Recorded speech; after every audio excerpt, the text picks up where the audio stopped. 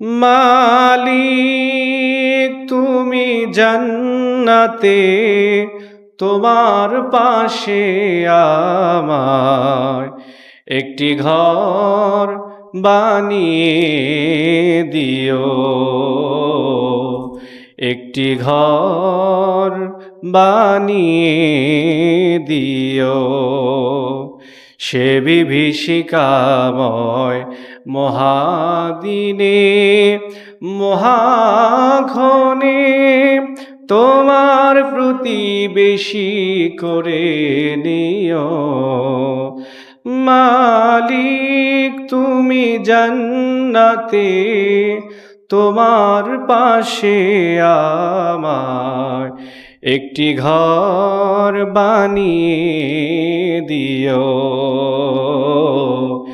একটি ঘর বানিয়ে দিও।